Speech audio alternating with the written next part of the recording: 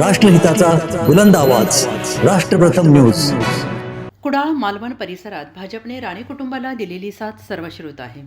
विधानसभा, लोकसभा, स्थानिक स्वराज्य संस्था या सगळ्या स्तरांवर भाजपाने राणेंना उभारी दिली। संकटाच्या काळातही पक्षाने त्यांच्या मागे उभे राहण्याची राजकीय मोठेपणाची परंपरा कायम ठेवली। मात्र आज परिस्थिती वेगळी आहे। निलेश राणेंनी अचानक भाजपवर तुटून पडताना राजकीय विश्लेषकांनाही धक्का बसलाय।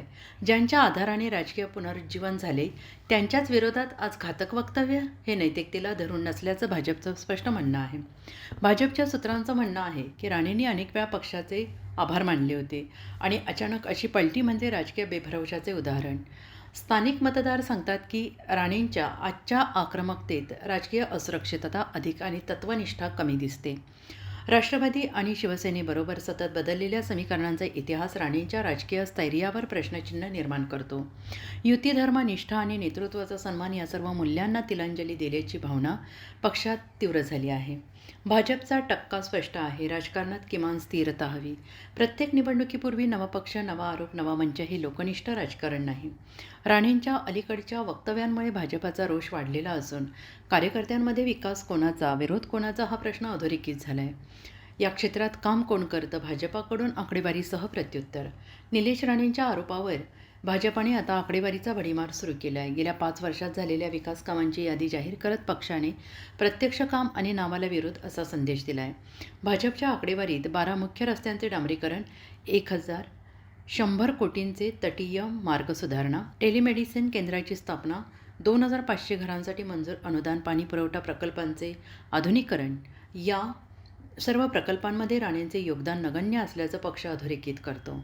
प्रदेश अध्यक्ष रवींद्र चव्हाण यांच्या पुढाकाराने कुडाळ मालवणला मिळालेली विशेष विकास अनुदाने आजही मतदारांमध्ये लोकप्रिय आहेत।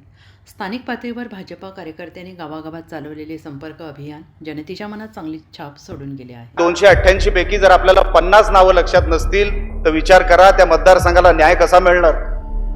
कोण ओढणार तो सगळा फंड?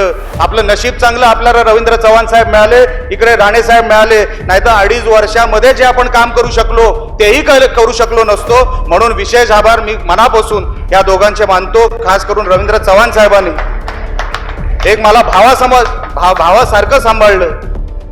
माझं गेलेलं पत्र कधी रिटर्न आलं नाही, ते काम होऊनच रिटर्न आलं, म्हणून मी मनापासून यांचे आभार व्यक्त करतो। साहेबांनी 2.5 वर्षामध्ये जवळपास कुडाळ मालवण या मतदारसंघासाठी 650 करोड रुपये दिले, जिल्ह्याला 3500 कोटीच्या वर दिले। हे कधी पैसे आपल्याला दिसले असते? कधी पैसे आपल्याला मिळणार होते? टीपीडीसीच्या माध्यमातून इकडे आमदार नाही, वरती काही पॉलिसी ठरल्या आहेत, पण इथे निलेश आहे ना, तर त्याला तो पैसा मिळाला पाहिजे हे सांगणारे रवींद्र चव्हाण साहेब। निलेश राणेला खाली पैसा पाठवला पाहिजे आणि साहेब तुम्ही पाठवलेला पैसा इमानाने तो शेवटच्या घटकापर्यंत पोहोचला। तुम्ही पाठवलेला पैसा त्याच्यामध्ये भेसळ झाली नाही, त्याच्यामध्ये भ्रष्टाचार झाला नाही, गावागावात तो पैसा पोहोचला आणि म्हणून आज हे चित्र तुमच्या समोर उभं आहे। ग्रामपंचायती आपण घेतल्या साहेब, खरेदी विक्री संघ आपण घेतले, जी क्रेडिट सोसायटी आपण घेतल्या। हे सगळं का शक्य झालं? कारण का तुम्ही पाठवलेला 2.5 वर्षातला पैसा हा खाली तळागाळापर्यंत गेला।